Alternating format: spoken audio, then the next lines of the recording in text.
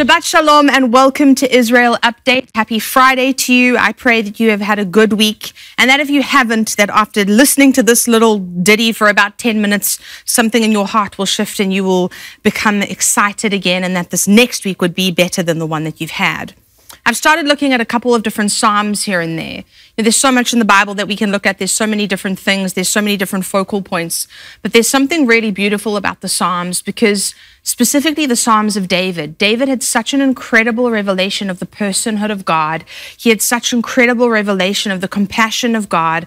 And that was in a time where the predominant sort of revelation points were the law.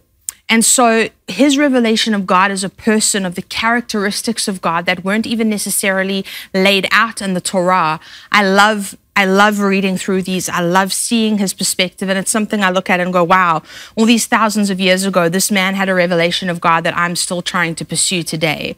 So I'm going to look with you at Psalm 27. And again, we look at these, we read these words, and they were authored thousands of years ago, but they're as relevant today in so many ways as they were back then, maybe even more relevant. This is kind of the thing that's so incredible about it. Verse 1, the Lord is my light and my salvation, whom shall I fear? The Lord is the stronghold of my life, of whom shall I be afraid?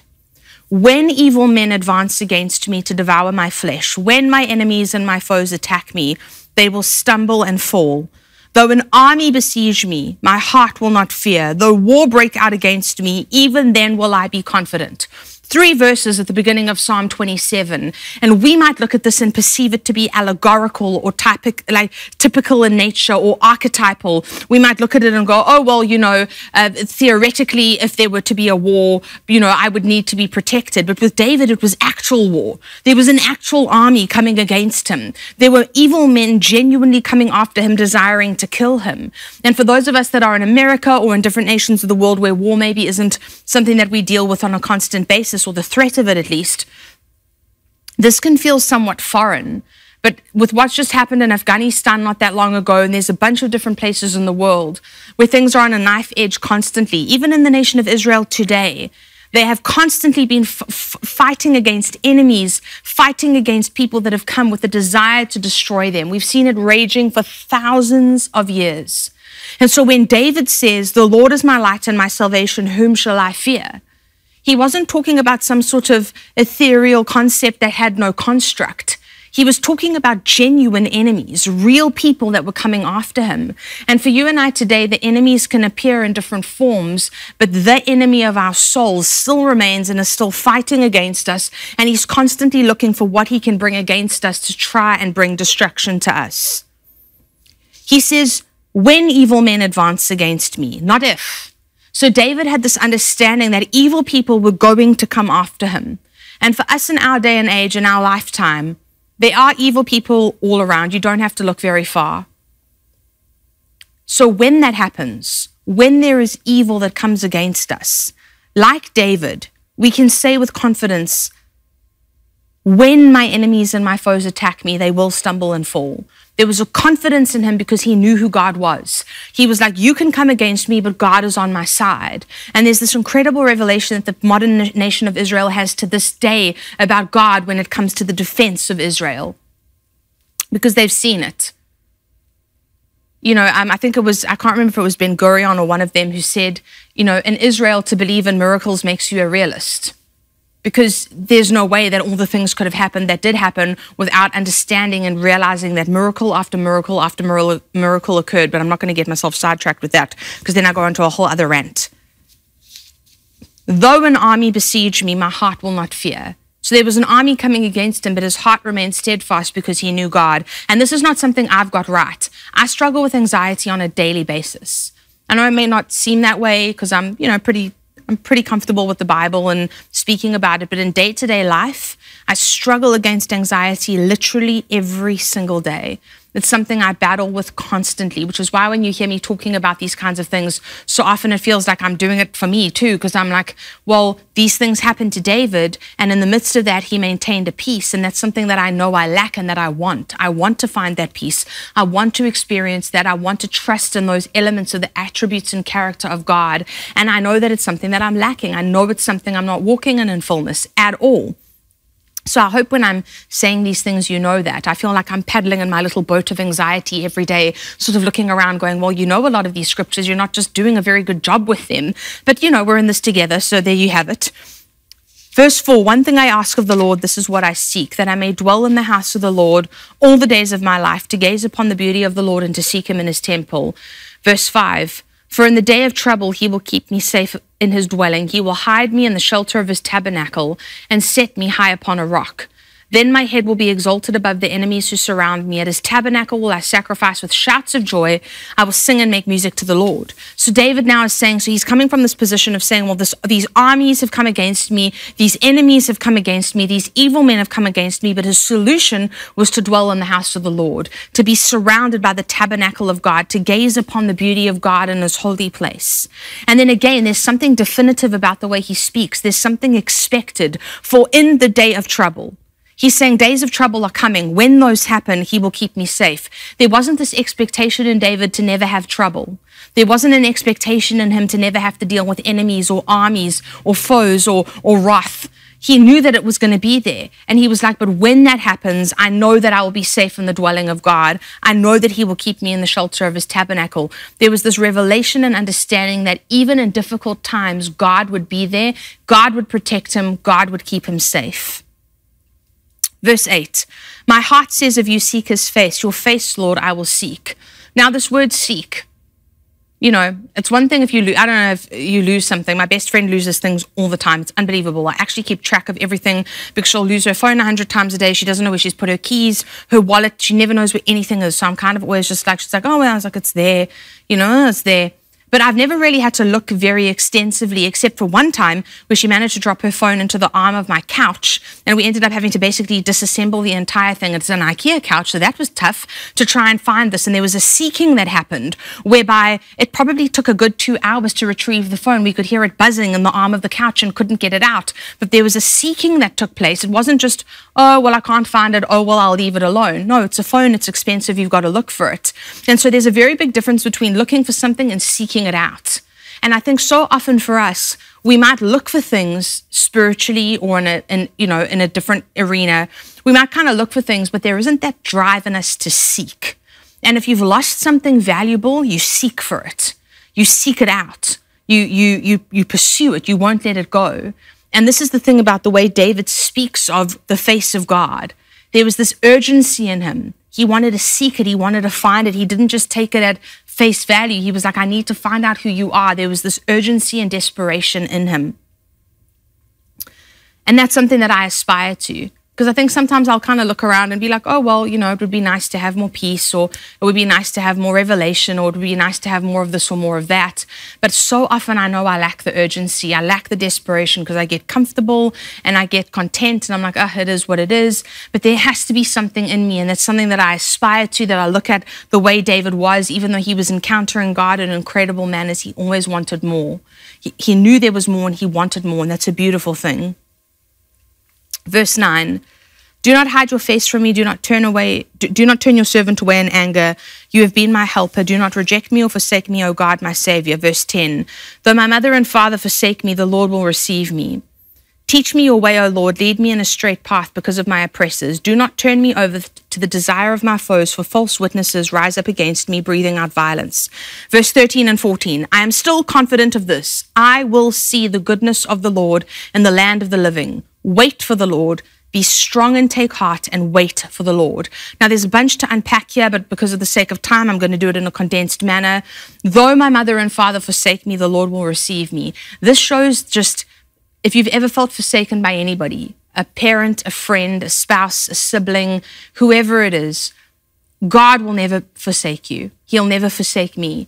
You know, we look at the story of the prodigal son even to see this evidenced. But God is not going to forsake us. He's unable to. There is an inability in God to lie, and there is an inability in God to forsake.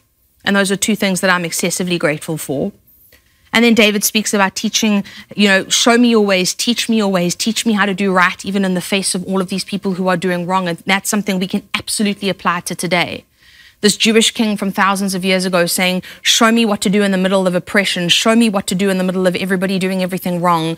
We can apply that today and say, God, show me what to do in a time of uncertainty, in a time where, sometimes black is called white, white is called black, everything is called everything in between, and where is the baseline, where is the absolutism? We can say to God, show me, teach me, let me learn, show me your ways.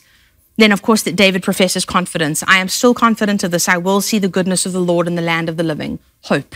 There's this theme of hope always. And my encouragement to you is not to let go of Jesus. He is the anchor of our souls. He is the hope of our souls. He is the hope of glory, Christ in us.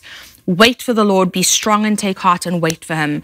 I'm not very good at waiting for things. I know for a lot of us that's a struggle, but my encouragement to you is not to let go, not to give up, continue waiting. That's something that we see evidenced time and again with the people of Israel. They waited and waited and waited and waited for God. Whether you see Abraham waiting for a son, Isaac waiting for a wife, whoever waiting for whatever it was, there was so much waiting that happened. And for you and I today, we have to learn to wait patiently before God with expectation and hope, knowing he has not forsaken us. So this week as you go out, I pray for blessing upon you. I pray for strength upon you. And I pray that you would know, that you would have confidence that you will see the goodness of the Lord in the land of the living. And I pray that over your life. Have an incredible week, and we'll see you next week, Friday, for another Israel update. God bless. So you've probably seen us on the boat, on the ferry. Thank God we didn't film the ride. It was just a crazy ride, the stormy weather, and we were jumping. Maybe you can see me now a little wet. But anyways, it felt very much like really going into these turmoil times of the Bible, even when there were probably high waves. We remember that during the times of the flood, the water elevated and elevated and elevated.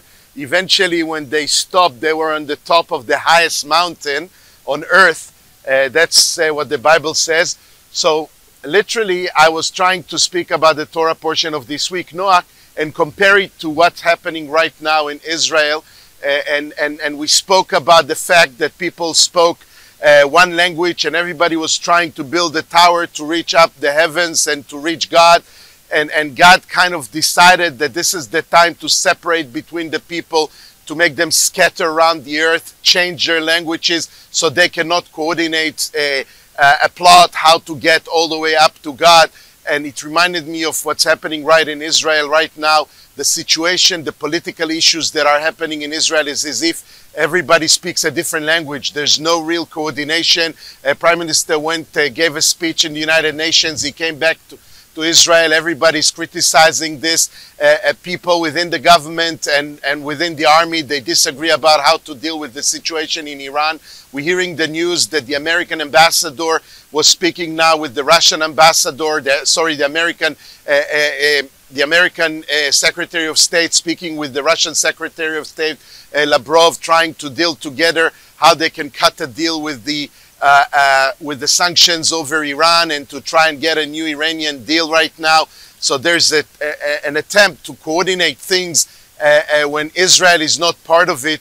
And Israel, it's important that Israel will be part of it, because most of the story is about Israel being intimidated by Iran to be erased from the face of the earth. So we're seeing that there's a lot of issues happening right at this moment as we're speaking within the country, a lot of disagreements. The situation is very unstable right now, also with the international arena.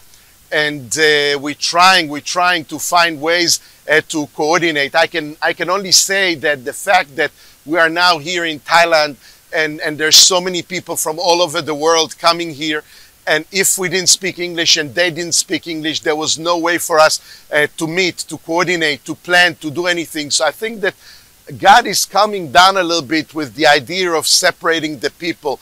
English becoming the international language, everybody is able to speak and coordinate and get to some kind of agreement. So I really feel, I want to encourage you, I really feel that we are on the same page a little bit more. We are able to coordinate, we are able to travel around the world, to use one language, one international language, to communicate with each other. And that's, I think, my message today is while reading the story of the sins of the people, how they wanted to sin against God, how He destroyed the world with the floods, and later on promised the world with the rainbow that He will never ever destroy the world again. But then people try again to provoke Him, and then His solution was just to send them away a little bit, just to send them away to different countries to speak different languages. I think that now we are entering into this kind of a global village where people can coordinate again. We can pray in one language, we can be in one accord, and this is the most important thing that I'm feeling. I'm feeling that we are on the verge of some kind of a breakthrough, just like Kim used to prophesy many times, from the darkness will come light, from the bitterness will come sweet. I'm feeling that we are, yes, we're touching a bitter period of time, but we are getting closer to a sweeter period of time. We will be able to get one agreement. We will be able to speak one language. I believe that the politics is also going to be better soon. And that's my encouragement for you right now. So from here, from the soil of Kusamoy here in Thailand, I'm just praying that we'll be more coordinated, more on the same page, more in one accord, and like always, more unity. I love you a lot. Shabbat Shalom. See you soon. Bye now.